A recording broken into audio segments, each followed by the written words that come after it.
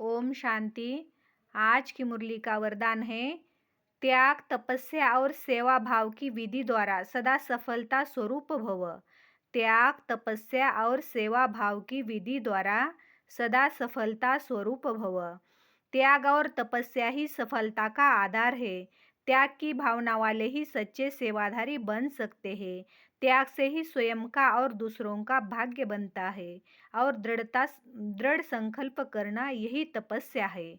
तो त्याग, तपस्या और सेवा भाव से अनेक हत के भाव समाप्त हो जाते हैं।